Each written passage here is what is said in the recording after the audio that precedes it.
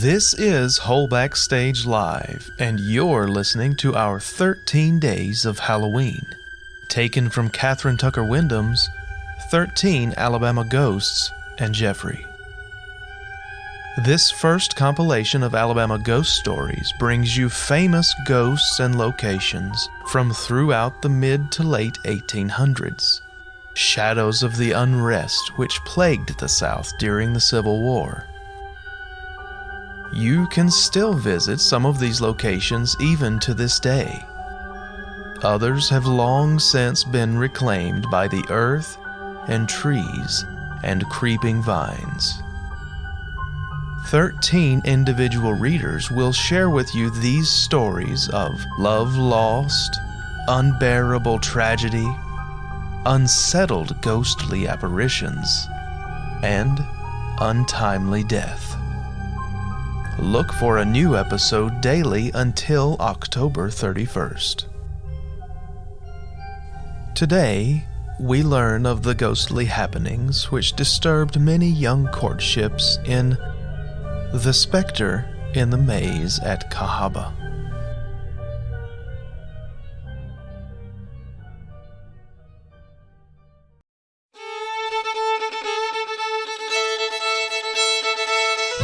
Antebellum, Cahaba was a very pleasant place to live. There seemed to be no limit to the round of entertainment and visiting in the Dallas County town. Fine carriages awaited the arrival of each boat at the Cahaba landing to convey passengers to the home where they would be guests.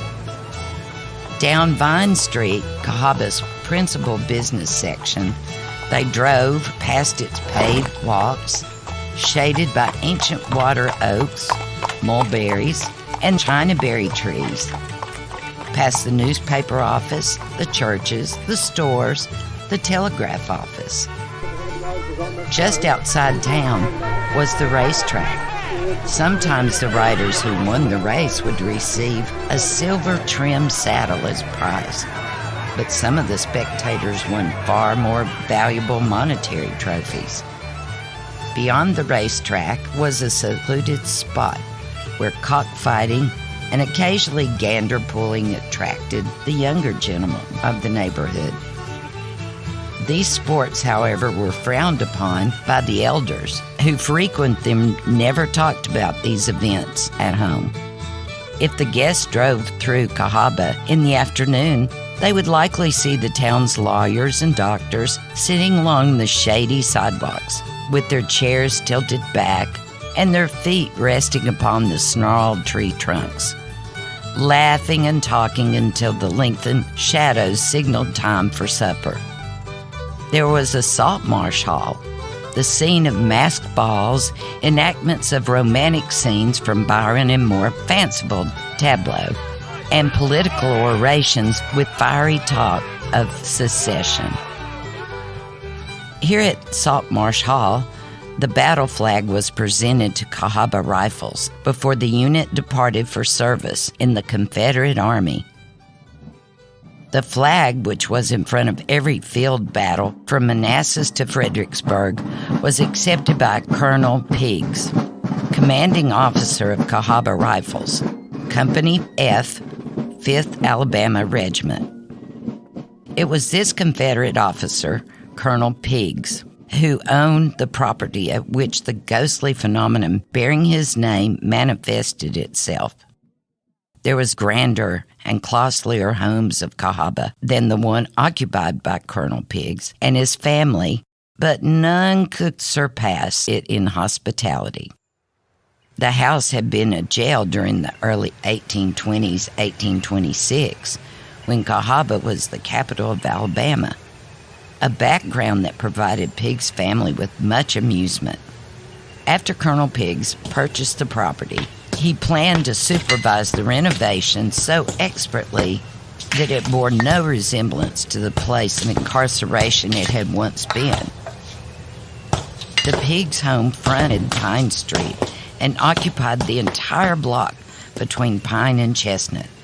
Magnolia trees, Lombardy pines, and oaks grew about the grounds.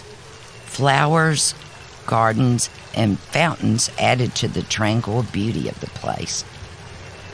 The most distinctive feature of the premises was the most enjoyed by the young guest. It was the labyrinth, or maze of thick cedars. No place in Cahaba was more popular with couples out for a stroll than this evergreen labyrinth, and leisurely walks through the Pegues maze had become part of a ritual of courtship in Cahaba. It was that one soft moonlight night in the spring of 1862, a Confederate soldier and his sweetheart were promenading in the Pegues garden. He had only a few days' leave, and there was much he wanted to say to the beautiful girl beside him. Before the promenade began, the young people had paid a proper call to the elders of the Pegues home. The soldier perhaps had brought the message to Colonel Pegues, who was then in Virginia with Cahaba rifles. This duty discharged, they now turned their thoughts from the tragedy of the war to the joy of their reunion. Their stroll led them naturally to the maze of cedars. They had entered one of the circular walks leading to the center of the labyrinth when a large, white glowing ball darted towards them. It appeared to be floating in the air a few feet above the ground, as though controlled by some powerful but invisible force.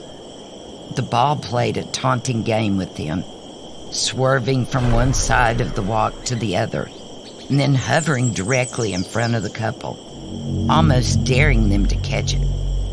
Then it would recede and disappear in the thick cedars, reappearing seconds later right beside the startled pair.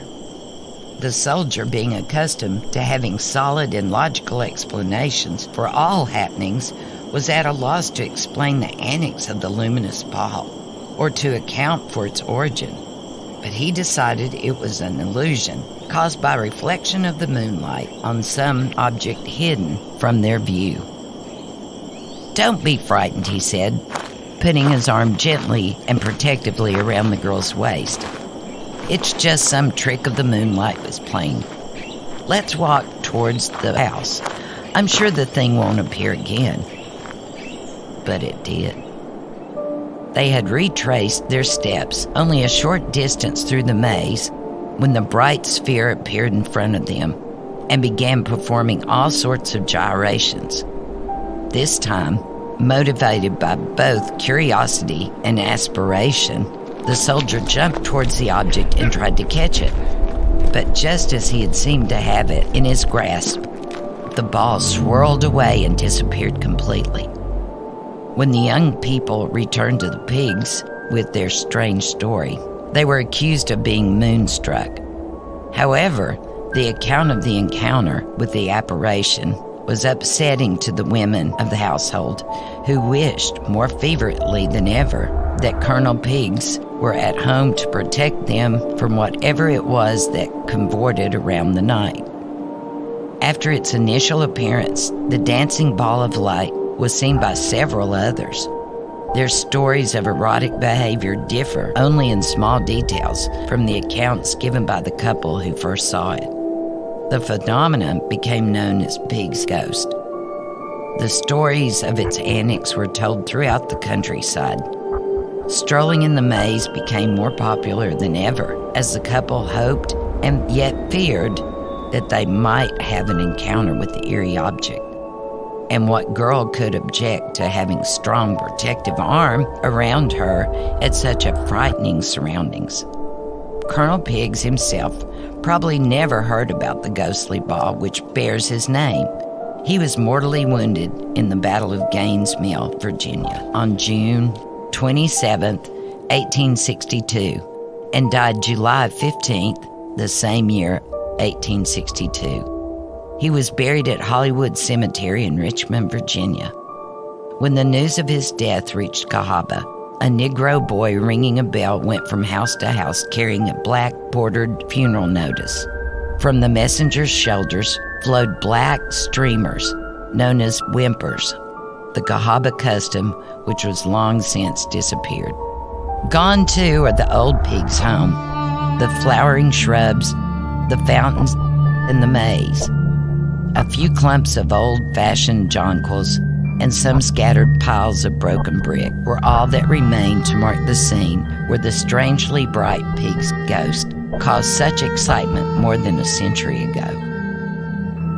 But stories of the glowing balls are still told, and occasionally a fisherman returning home late at night from an outing on the river, or a hunter trying to follow the baying of his hound, will report seeing a white fireball near where circles and cedars once provided background for a supernatural display.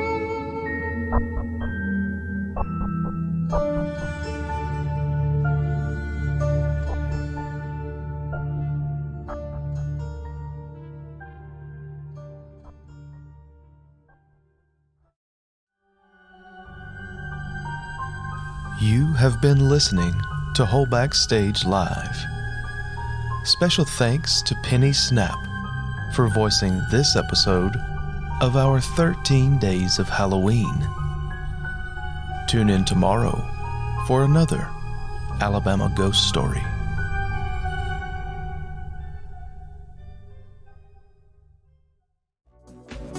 This has been a production of the Whole Backstage Inc. and Whole Backstage Live on WBSL Radio.